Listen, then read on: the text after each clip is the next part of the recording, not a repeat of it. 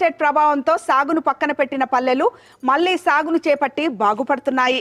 అలాంటి పల్లెల్లో ఒకటి కుర్వగూడ. హైదరాబాద్కి సమీపంలో ఉండడంతో ఇక్కడి రైతులు కూరగాయల సాగును చేపట్టి ముందుకు సాగుతున్నారు. ఆ రైతుల అనుభవాలు వారి మాటల్లోనే విందాం.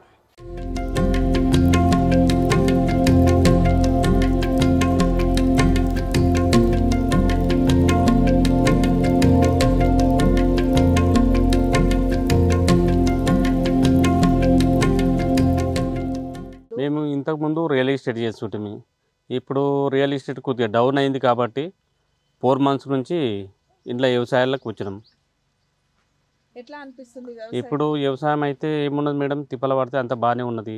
మార్కెట్ పరంగా ఇప్పుడున్న ప్రకారంగా అయితే మంచిగా రేటు ఉన్నది, మంచిగా ఉంది. ఇప్పుడు అయితే రేటు గిట్ట 45 రూపాయలు పోతుంది కేజీ. మేము ఇంతకుముందు మా అమ్మ నాయన అంటే వరి వేస్తుండే. ఇది ఈ కూరగాయలు అనేది ఏమి వేయలేరు, ఎప్పుడు వేయలేరు. ఇది మా ఫ్రెండు రాజన్న ఉన్నాడు, రాజన్న ద్వారా ఇట్లా వేసుకుంటే ఇట్లా మంచిగా ఉంటుంది అని ఆయన ద్వారా వచ్చి ఉంటుంది. ఇప్పుడు అన్నట్టు 3 ఎకరాల్లో చేస్తున్నాం మేడం. కాకర బీర కలిసి 3 ఎకరాల్లో చేస్తున్నాము. ఇప్పుడైతే రేటు బాగానే ఉన్నది, మంచిగా ఉన్నది. కొద్దిగా స్టార్టింగ్ కాబట్టి కొద్దిగా అనుభవం తక్కువ ఉంటుంది. ఇప్పుడు నెక్స్ట్ అయితే ఇప్పుడు బాగా అనుభవం అయింది కాబట్టి ఇంకా కొద్దిగా ముందుకు వెళ్తాం. ఆల్రెడీ ఇప్పుడు 3 ఎకరాలు అనుకున్నాం, నెక్స్ట్ ఇంకో 6 ఎకరాలకు ప్లాన్ చేస్తున్నాం. ఏంటి అంటే ఇప్పుడు ఊరికే రియల్ ఎస్టేట్ ఓసారి ఉంటుంది, ఓసారి పోతుంది. ఇది మనం పెట్టుకున్నాం అనుకో, దీని నుంచి ఇంకా కొద్దిగా డెవలప్ అవుతాం. ఇప్పుడు రేటు గిట్ట మంచిగా ఉన్నది, ఇట్లా వేసుకున్నాం అనుకో ఇంకా మంచిగా అవుతాం అన్నట్టు.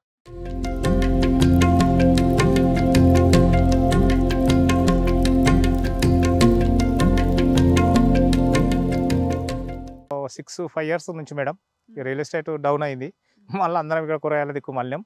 ఇంకా కొంచెం కాకపోతే ఇంతకుముందు నేల మీద వేసేటోళ్ళము, మామూలుగా వేసి కలుపులు తీయడం అది ఇది కొంచెం అట్లుండే. అట్లా వర్షాలకు ఖరాబ్ కావడం అది ఇది ఉండే. ఇక దాని మీద కొంచెం ఏదో నాగరికత పెరిగింది కాబట్టి ఇట్లా మేము స్టేకింగ్ పద్ధతిలో వేసుకొని కొంచెం తీసుకుంటున్నాం. అట్లా ఉపాధి ఉన్నట్టు మనం వేరే దానికి వెళ్ళి ఉపాధి చేసుకోలేం కదా, సొంతం పొలం ఉంది కాబట్టి ఇక మనం చేసుకుంటున్నాం. ఓన్ కష్టం. మాకు ఒక 4-5 మంది లేబర్ వస్తారు, వాళ్ళని పెట్టుకొని మేమే ఓను చేస్తుంటాం. గవర్నమెంట్ నుంచి మాకు కూడా ఎంత పరికరం కానీ, పనిముట్లు కానీ, మన డ్రిప్ సిస్టమ్ కానీ ఇవన్నీ ఉంటే మేము యువ రైతులం ఇంకా చేయగలుగుతాము. హైదరాబాద్కు సరిపోని కూరగాయలు అందియగలుగుతాం. కక్కులూరు, కుర్వగూడ, కేసారం, అంతారం ఈ 3-4 వీళ్ళు కూరగాయల మీద ఆధారపడి ఉన్నాయి. ప్రభుత్వం ఇంకా ప్రోత్సహిస్తే బాగా మేము ముందుకు వెళ్తాం.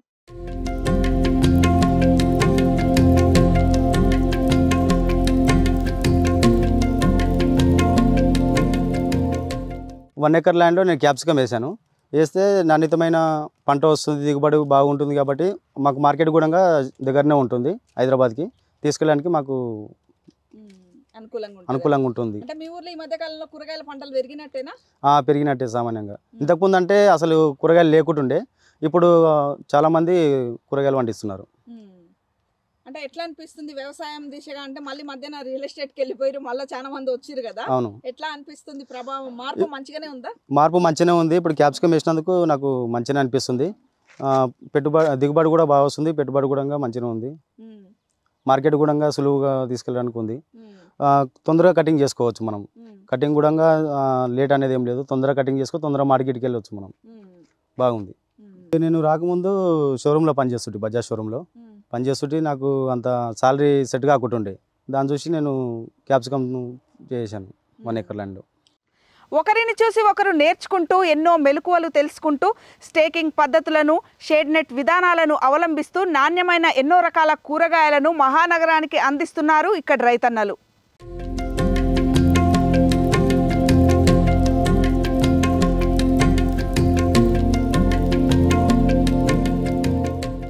మేము 5 సంవత్సరాల సంది ఇది చేస్తున్నాను. ప్రస్తుతం ముందేమో ఉద్యోగం చేస్తుంటే, ఇప్పుడు వ్యవసాయం ఫీల్డ్కి వచ్చిన.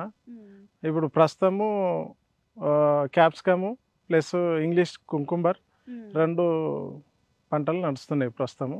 ఇంతకుముందు బీర, కాకర నడుస్తుండే. ఇప్పుడు షేడ్ నెట్లు వేసినాం కాబట్టి ఇవి పండిస్తున్నాం. ఇప్పుడు జర చీడపీడల పరిధి నుంచి బయటకు వచ్చినాం అనుకుంటున్నాం షేడ్ నెట్ల కిందకి వచ్చి. ఇంతకుముందు బాగా ఇబ్బందిగా ఉంటుండే, ఇప్పుడు ఇది బాగుంది మాకు ఇప్పుడు ప్రస్తుతానికి. అంటే గతంలో కూరగాయల సాగు ఒక తరికలు ఉండేది, ఇప్పుడు కొంచెం మారుతుంది పద్ధతి. ఎట్లా ఉండేది టమాటా కావచ్చు, బీర, కాకర అట్లా సాగు? ఇప్పుడు నాణ్యమైన కూరగాయలు వెళ్తున్నాయి షేడ్ నెట్ల కింద. ఇంతకుముందు అనేది పురుగు బాగా పెస్టిసైడ్ మందులు బాగా స్ప్రే చేసేవాళ్ళం. ఇప్పుడు అంత స్ప్రే అవసరం లేదు, తక్కువ. చాలా అప్పటికి ఇప్పటికి పోల్చుకుంటే ఇప్పుడు 20-25% నడుస్తుంది స్ప్రేలు గిట. అప్పుడు 100% నడుస్తుండే, బయట ఉంటుండే ఓపెన్ ఫీల్డ్ కాబట్టి అన్ని పురుగు బాగా పట్టేది. ఇప్పుడు పురుగు లేదు షేడ్ నెట్ల కింద కాబట్టి నాణ్యమైన కూరగాయలు మంచిగా వెళ్తున్నాయి. మార్కెట్ గిట్ట మాకు కొంచెం 10 రూపాయలు ఎక్కువనే పోతుంది. ఇంకా స్టేకింగ్తో చేస్తే నాణ్యంగా వస్తుంది. ఇంతకుముందు కింద వేస్తే అన్ని వంకర్లు, దానికి ఏదైనా వచ్చి కీడలు వచ్చి కుచ్చేసేది, అది వంకరలు అయిపోతుండే, పుచ్చు పడిపోతుండే, ఇక బూజులాగా వస్తుండే కింద భూమి మీద ఉంటే. ఇప్పుడు స్టేకింగ్ పద్ధతులు కాబట్టి నాణ్యంగా వస్తుంది.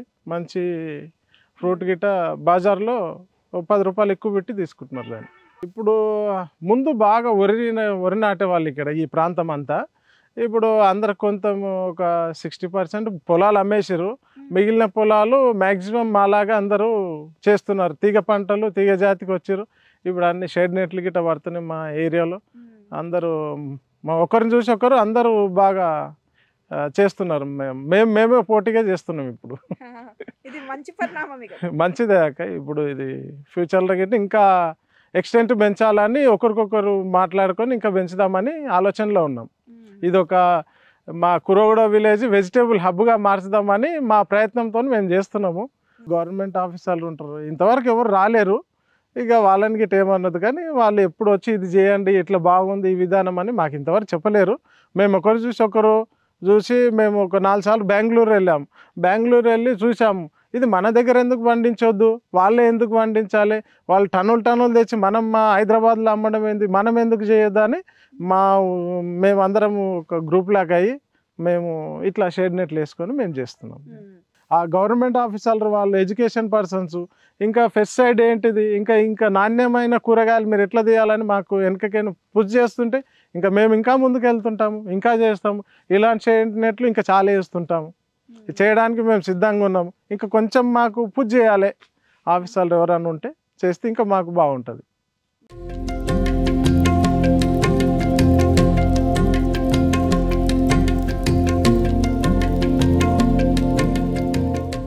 అంటే ఇంతకుముందు వ్యవసాయంలో మనకేం పెద్ద అనుభవం లేదు దీనిపైన. ఎంతున్నా ఏమన్నా నాన్ననే చూసుకుంటుండే, వరిచేను అది ఇది కొంచెం ఆవులకి సొప్ప అది అంతవరకే ఉంటుండే. ఇప్పుడు ఇది కొత్త ఈ ఇయరే పెట్టినాం మేము ఫస్ట్ టైము. మాకు ఇది పెట్టి 2 months అవుతుంది. దీనికి గైడెన్స్ అంటే ఇక్కడ ఊర్లోనే వేరే అన్న తెలిసిన రాజన్న ఉండు, ఆయనతోని తెలుసుకొని ఇది చేసినాము. 2 months అవుతుంది ఇది పెట్టేసి, అంతే. ఇంతకుముందు ఎప్పుడు పెట్టలేదు. అన్ని విధాల్లో చూసుకుంటే ఇది బెటర్గా ఉంది. వేరే వర్క్ కానీ వేరే దగ్గరకు పోయి మనం ఒకరితోని ఉండడము, ఇది మన ఇండివిజువల్ కాబట్టి మనకు నచ్చిన టైంలో మార్నింగ్ అవర్స్ కానీ ఈవినింగ్ అవర్స్ కానీ ఆఫ్టర్నూన్ టైంలో రెస్ట్ తీసుకోవచ్చు. అంతా హార్వెస్టింగ్ ఈవినింగ్ టైంలో అయిపోతే మార్నింగ్ టైం స్పేస్ చేసుకుంటే ఆఫ్టర్నూన్ టైం అట్లా ఫ్రీగా ఉండొచ్చు, పెద్ద రిస్క్ లేకుండా ఉంది. నేను అనుకుంటున్నా ఇంకా ఎక్కువ అవుతుండొచ్చు అని అనుకుంటున్నా. అంటే ఇన్ని రోజులు మాకు ఈ పద్ధతి తెలియదు కాబట్టి ఏదో కింద వేసి స్ప్రేలు కొట్టి దానికి ఎంత వేసినా దానికి వస్తుండే. ఏదో ప్రజెంట్ సిచ్యువేషన్ ఏంటంటే పూట గడవాలి ఆ విధంగా నడిచిపోతున్నాయి. ఇప్పుడు దీనిపైన ఏంది ఇవి కర్రలు వేసి ఇదంతా బ్యాంబోస్తోని ఇది మల్చింగ్ షీట్ వేసి దీనివల్ల కొంచెం 50% కొంచెం తగ్గింది. స్ప్రేస్ అవన్నీ తగ్గడం వల్ల కొంచెం అమౌంట్ అనేది మనం చూస్తున్నాం. ఇప్పుడు పాత రకంగా చూసుకుంటే ప్రజెంట్ సిచ్యువేషన్ బెటర్గా ఉంది. ఇంకా మేము దీన్ని డెవలప్ చేయాలనే కోరుకుంటున్నాం, పెద్దగా కావాలని. ఇంకా ఇప్పుడు మాకు ఇంచుమించు తక్కువనే ఇష్టము, 1 ఎకరంకి తక్కువ ఉంటుంది. ఇంకా ఫ్యూచర్లో ఇంకా నెక్స్ట్ ఇది అయిపోగానే ఇంకొక 2 acres అట్లా ప్లాన్ చేద్దాం అనుకుంటున్నాం. మార్కెట్ మాకు షాద్నగర్ అవైలబులే. అయితే షాద్నగర్కు మించి ఏమన్నా అయితే బయట శంషాబాద్ కానీ హైదరాబాద్ కానీ ఎవరెవరికి ఎక్కడెక్కడ పాసిబుల్ ఉంటే అక్కడ ట్రాన్స్పోర్ట్ చేసుకుంటారు. అట్లేం లేదు, మంచిగానే ఉంది. మార్కెట్కి ఏం ప్రాబ్లం లేదు. గతంలో అంటే మేమే వేరే దగ్గర నుంచి తెచ్చుకోవాలనే పరిస్థితి ఉండే. అంటే ఏదైనా కావాలంటే మార్కెట్కి వెళ్ళడం, షాద్నగర్ వెళ్ళడం ఏదైనా. ఇప్పుడు మా ఊర్లోనే మేము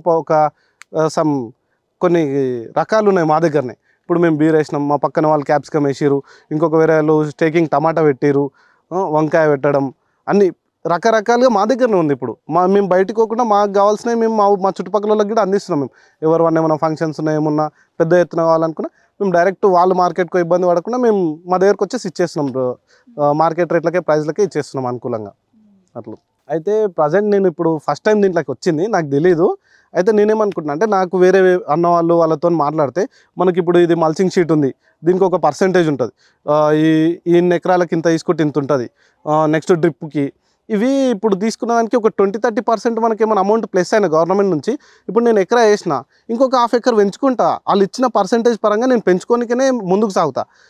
దానివల్ల పెరుగుతుంది అని తగ్గదని నేను ఆలోచిస్తున్నా. దానివల్ల చాలా ప్లస్ అవుతుంది. నాతో పాటు ఇంకా చాలామంది కూడా అరే బాగుంది కదా అన్న ఉద్దేశంలో ముందుకు వస్తారని అనుకుంటున్నా.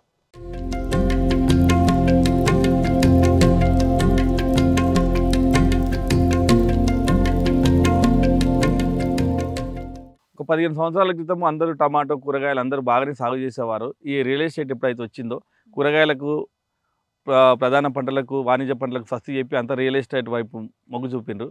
ఇప్పుడు రియల్ ఎస్టేట్ అంతా కొంచెం డల్ అయిపోయింది. ఇప్పుడు నేను ఒక 10 సంవత్సరాల నుంచి ఇక్కడ వ్యవసాయం స్టార్ట్ చేసి సక్సెస్ అయ్యి నానా రకాల కూరగాయలు ఈ కూరగాయ పండించాలని కాకుండా ప్రతి కూరగాయ పండించి ఏ కూరగాయ పండిస్తే మనకు లాభం వస్తుంది, ఏ కూరగాయ పండిస్తే మనకు ₹1 మిగులుతున్న దాని మీద చూసుకొని మన స్టేకింగ్ చేయకుండా టమాటో కానీ, స్టేకింగ్ చేసి టమాటో కానీ, కీర కానీ, బీర కానీ, కాకరకాయ కానీ, వంకాయలు కానీ ప్రతి కూరగాయ మనుషులు తినే ప్రతి కూరగాయ పండించి ప్రతి కూరగాయ పైన ఏ టైంలో వేసుకుంటే టైమింగ్ కోసం వెయిట్ చేసి ఆ టైమింగ్ సెట్ చేసుకొని ఇప్పుడు మేము సక్సెస్ఫుల్గా ఏ కూరగాయ పండించినా ₹4 మిగిలే పరిస్థితి మాకు వచ్చింది. ఇప్పుడు ఫస్ట్ మొదటి అడుగు ఈ రియల్ ఎస్టేట్ తర్వాత మొదటి అడుగు నాతోనే స్టార్ట్ అయింది. నేను అడుగు వేసిన తర్వాత నా ఎంబడి ఒకరొకరు నన్ను చూసి ఒకరొకరు ఇలాగా ఇప్పుడు ఇంచుమించు మనకు ఒక 25 మంది వరకు ఫార్మర్స్, ప్రతి 25 కుటుంబాలు వ్యవసాయానికి మళ్ళీ మొగ్గు చూపుతున్నాయి. ఇప్పుడు రోజు మన ఇక్కడ నుంచి ఒక 3 బులెరోల నిండా కూరగాయలు, 3-4 బులెరోలు ఇప్పుడు మనకు షాద్ నగర్ నుంచి హైదరాబాద్ వరకు మన కూరగాయలు సప్లై చేస్తున్నాయి. షాద్ నగర్లో కురగూడ కూరగాయలు ప్రత్యేక స్థానం ఉంది. వాణిజ్య పంటలే మేము పండిస్తున్నాం. ఇంగ్లీష్ కీర కానీ, క్యాప్సికమ్ కానీ, కొన్ని మంచి వంకాయలు కానీ, టమాటో ఇట్లాంటి కూరగాయలు రైతులంతా పండించి షాద్ నగర్లో మా ఊరికి ఒక ప్రత్యేక స్థానం వచ్చింది. మామూలుగా ప్రతి రైతు పెద్ద చదువుకొని రైతులే ఉంటారు. మా అంటే ఇప్పుడు వ్యవసాయం చేసే రైతులంతా 10 నుంచి ఇంటర్మీడియట్ లోపు రైతులు మాత్రమే ఉన్నారు. ఆ రైతులకి ఏంటంటే ఇంకా కొంచెం మనము ఇప్పుడు వ్యవసాయ అధికారులు కొంచెం చదువుకొని ఎంఎస్సి బీఈడి చేసిన వాళ్ళకు ప్రతి రోగం గురించి, ప్రతి కీటకాల గురించి, ప్రతి దాని గురించి అవగాహన ఉంది కాబట్టి వాళ్ళు ఎప్పుడో ఒకసారి వాళ్ళకి టైం నడువు మంత్కి లేకపోతే 15 రోజులకు ఒక చిన్న ఫార్మర్స్కి, పెద్ద ఫార్మర్స్కి అవసరం లేదు. పెద్ద ఫార్మర్స్కి అంత జ్ఞానం ఉంటుంది. ఆయనకి ఎవరు పిలిచినా ఒక సైంటిస్ట్ కావాలంటే ఫోన్ చేస్తే పిలుచుకునే శక్తి ఉంటుంది. చిన్న ఫార్మర్స్కి వచ్చి హెల్ప్ చేసి ఆ చిన్న ఫార్మర్కి కావాల్సింది ఇగో ఇది కాదు, ఈ టైంలో ఇది చేసుకో, ఈ టైంలో ఇది చేసుకుంటే ఆయన 1 ఎకరం వేసుకునే రైతు మరుసటి సంవత్సరం 2 ఎకరాలు వేసుకొని మళ్ళీ 4 ఎకరాలు వేసుకొని ఇట్లా ముందుకు పోయే అవకాశం ఉంది. వాళ్ళ ప్రోత్సాహము మాకు ఎంతైనా ఉంది. కానీ మేము ప్రస్తుత పరిస్థితిలో వాళ్ళ అటువంటి ప్రోత్సాహకాలు మాకు లేవు. వాళ్ళు ఇక్కడ చూసే పరిస్థితి వాళ్ళకి లేకపోవచ్చు, వాళ్ళ పని ఒత్తిడి వల్ల. పెట్టుబడి లేక, డబ్బులు లేక, ఆలోచన ఉంది, శక్తి ఉంది, మా దగ్గర చూస్తున్నారు. ప్రతి రైతు చూసి అక్కడికి వచ్చి చేసుకుంటే బాగుంటుందని అనుకుంటున్నారు. కానీ కొంచెం మూమెంట్ అన్నది కొంచెం పుష్ చేస్తే బాగుంటుందని నా ఆలోచన. ఒకసారి వాళ్ళకి ఒకసారి పెద్ద మీటింగ్ అరేంజ్ చేసి, ఒకప్పుడు డాక్టర్ సునంద మేడం ఉండే, మా దగ్గర 4 సార్లు మీటింగ్ అరేంజ్ చేసింది ఆమె. తర్వాత ఇంకెవరు మీటింగ్ అరేంజ్ చేసుకోలేదు. మేమే రైతులం ప్రైవేట్గా అరేంజ్ చేసుకొని మాట్లాడుకొని ఏం సమస్యలు అన్నది ఇప్పటికి 4-5 మీటింగ్ కండక్ట్ చేసుకున్నాం. రైతులతోని, ఫెర్టిలైజర్ షాపులతోని, చిన్న సైంటిస్టులు అంటే ఇప్పుడు మన ఎంఎస్సి బీఈడి అయిపోయిన విద్యార్థులతోని అందరు కూర్చొని మాట్లాడుకొని ఏం చేస్తే బాగుంటుంది, ఈ రోగం వచ్చింది దీనికి ఏ మందు కొడితే బాగుంటుంది, తక్కువ ధరలో మంచిగా. ఇప్పుడు పొలానికి ఎట్లుంటుంది అంటే ఇప్పుడు ఫంగిసైడ్ ఉందమ్మా, 500 లీటర్ కా నుంచి 5000 లీటర్ వరకు ఉంది. అది ఏదైతే దానికి సూటబుల్ అవుతుందో అది చెప్పేసుకున్నాను అనుకో ఫార్మర్. ఓసారి రోగం అన్నది 500 లోపే తక్కువ అయిపోతుంది, ఓసారి 5000 ఖర్చు పెట్టినా తక్కువ. అటువంటి సహాయాలు సూచనల కోసం మేము మీటింగ్లు అరేంజ్ చేసుకుంటాం అప్పుడప్పుడు.